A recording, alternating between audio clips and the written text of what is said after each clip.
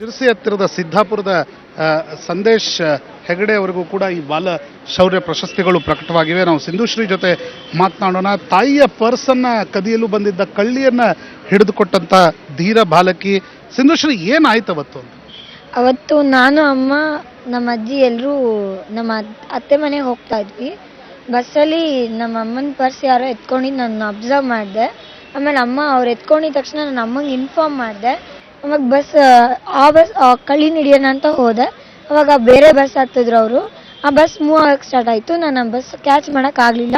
ಅದಕ್ಕೆ bus opposite ಬಂದು ನಿಂತ್ಕೊಂಡು ಈ ಥರ ನಿಮ್ಮ ಬಸ್ಸಲ್ಲಿ ನಮ್ಮ ಮಮ್ಮಿ ಪರ್ಸ್ ಎತ್ಕೊಂಡಿರೋ ಕಳ್ಳಿ ಇದ್ದಾರೆ, ನಾನು ಅವ್ರನ್ನ ಹಿಡಿಬೇಕು ಅಂತಿದ್ದೀನಿ, ಅದಕ್ಕೆ ಸ್ಟಾಪ್ ಮಾಡಿ ಅಂತ ಅವರಿಗೆ ಹೇಳಿದೆ.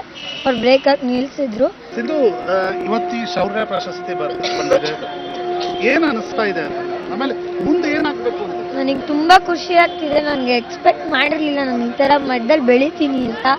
ನಿಜ ನಂಗೆ ಮಾತುಗಳೇ ಬರ್ತಿಲ್ಲ ಅದ್ರ ಬಗ್ಗೆ ಮಾತಾಡೋಕ್ಕೆ. ನಮಗೆ ಎಕ್ಸ್ಪ್ರೆಸ್ ಮಾಡೋಕ್ಕಾಗ್ತಿಲ್ಲ, ಅಷ್ಟು ಖುಷಿಯಾಗಿದೆ ನನಗೆ.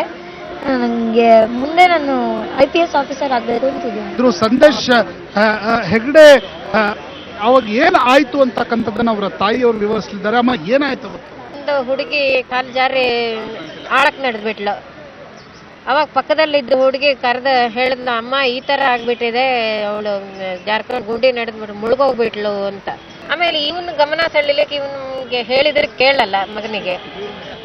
ಆಮೇಲೆ ಒಂದಿಷ್ಟು ಸ್ಟೋನ್ಗಳನ್ನು ಎತ್ಕೊಂಡು ಅವರು ಬೀಸಾಕಿದ್ರು ಹೊಳೆಯಲ್ಲಿ. ಅವಾಗ ಇವನ್ ಗಮನ ಈ ಕಡೆ ಬಂತು, ಏನೋ ಬಿತ್ತಲ್ಲ ಅಂತ ಹೇಳಿ ನೋಡ್ದ. ಅವಾಗ ಇವನನ್ನು ಕರೆದು ಹೇಳಿದ್ರು, ಹಿಂಗಾಗ್ಬಿಟ್ಟಿದೆ, ಇವನು ಮುಳುಗೋಗ್ಬಿಟ್ಟಿದ್ದಾಳೆ ಇವಳು ರಶ್ಮಿ, ಅವಳನ್ನ ಕಾಪಾಡಬೇಕು ಅಂತ. ಅವಾಗ ಇವನು ಬಂದು ಆಗಿಂದ ಹೊಳೆ ಧುಮ್ಕಿ ಅವಳನ್ನ ಎಳ್ಕೊಂಡು ಬಂದು ಆಮೇಲೆ ಅವಳನ್ನ ಈ ಕಡೆ ಕರ್ಕೊಂಡು ಬಂದಾಗ ಎಲ್ಲರೂ ಅಭಿನಂದನೆ ಸಲ್ಲಿಸಿದ್ರು ಇವನಿಗೆ.